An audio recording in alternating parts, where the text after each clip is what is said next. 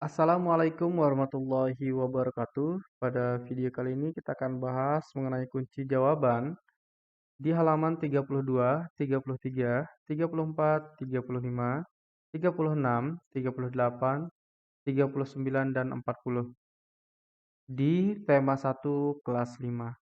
Baik, langsung saja kita bahas kunci jawabannya. Sebelum kita bahas, adik-adik silahkan like video ini, kemudian subscribe channel ini, kemudian nyalakan loncengnya. Nah, manfaat untuk subscribe channel ini, nanti ketika adik-adik mencari kunci jawaban, akan mudah menemukan kunci jawaban.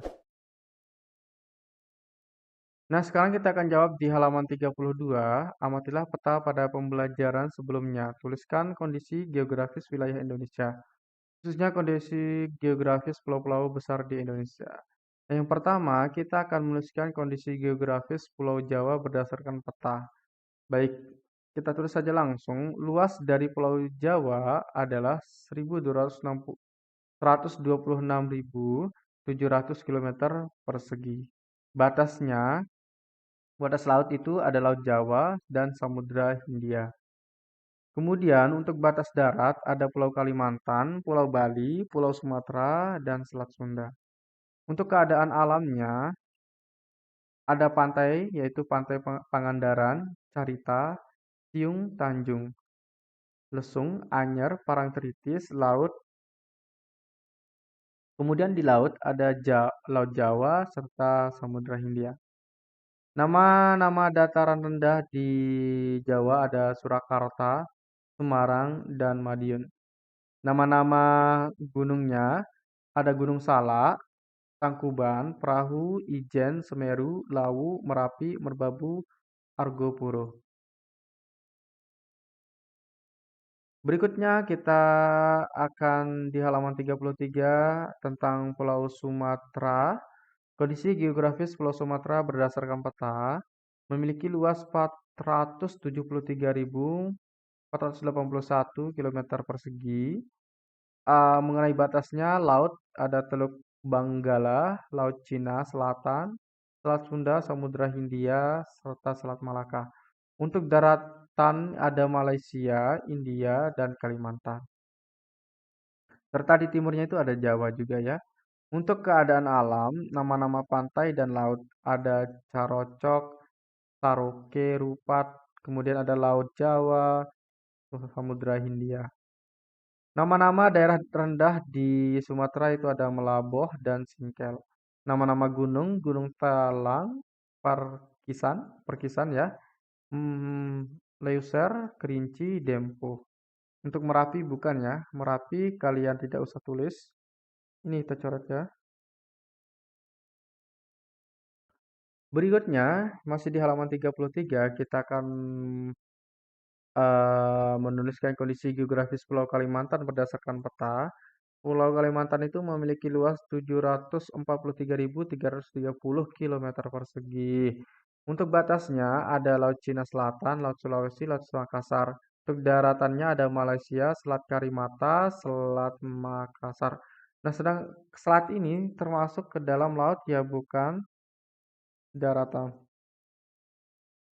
Ini tulis Karimata, kemudian Makassar.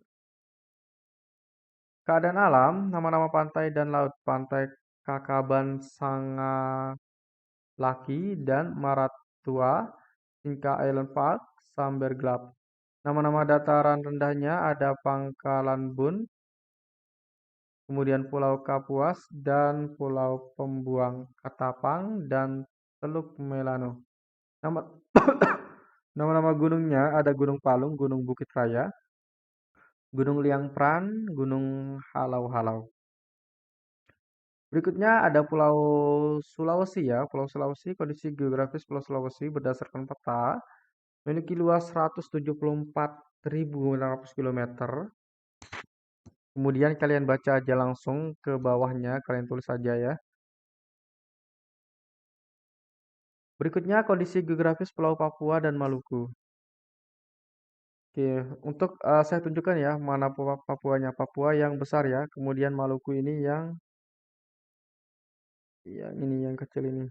Nah, ini Maluku ya. Nah, berikutnya kondisi geografis Pulau Bali dan Nusa Tenggara.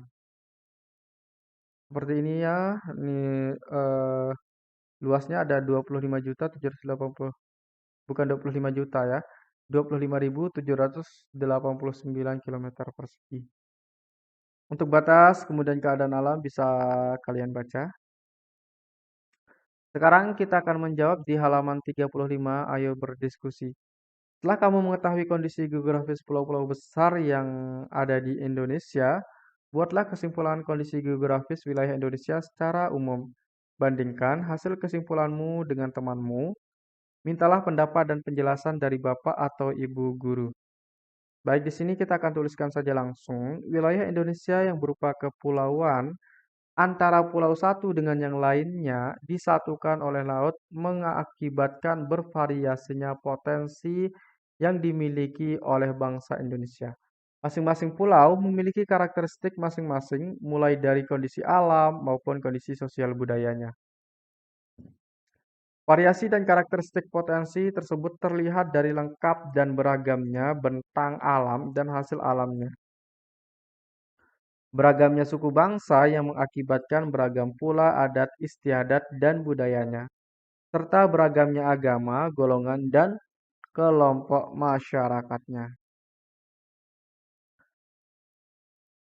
Nah, di sini yang halaman 36 kamu sesuaikan dengan kondisi geografis di wilayah RW tempat tinggalmu. Jadi di sini kalian memiliki jawaban sesuai dengan kondisi di tempat kamu ya.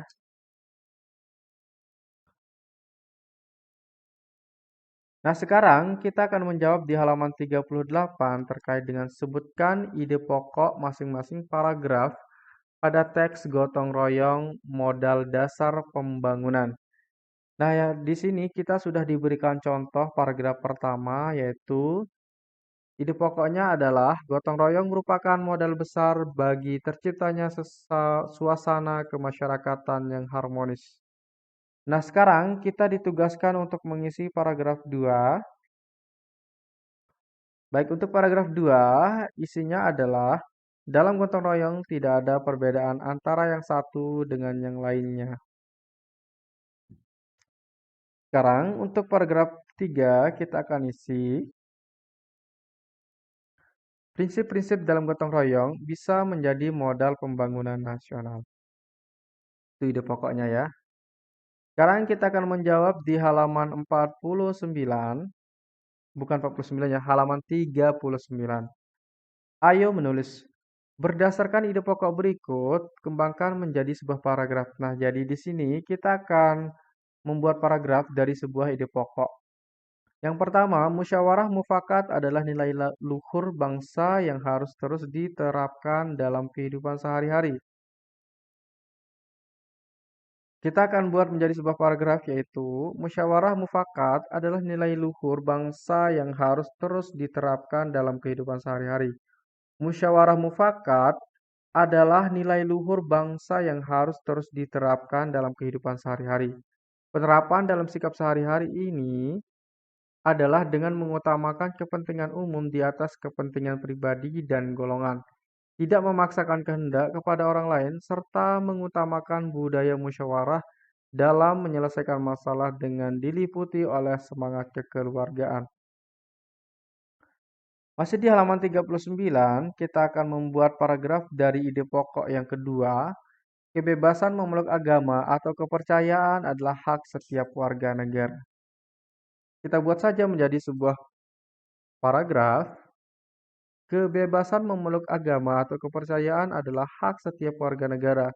Setiap agama tentunya memiliki aturan masing-masing dalam menjalankan ajaran agamanya.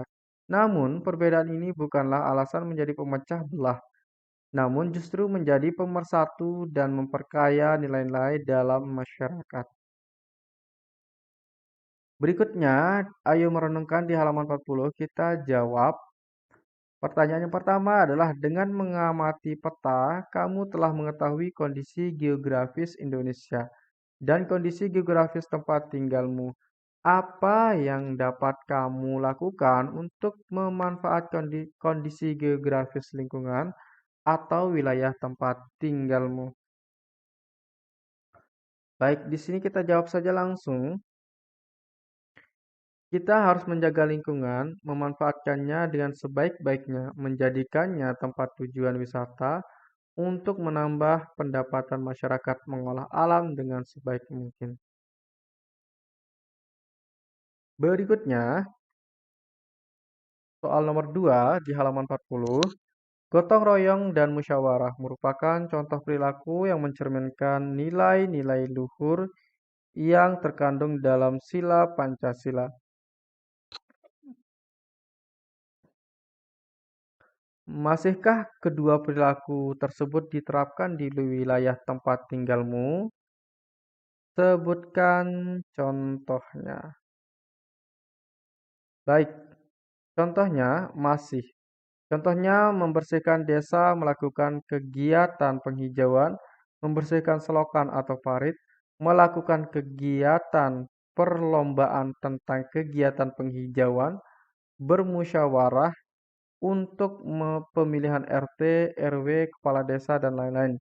Melakukan perundingan ketika ada masalah. Nah, nanti setelah ini kita akan membahas kunci jawaban di halaman 42 sampai dengan halaman 50 pada tema 1 kelas 5.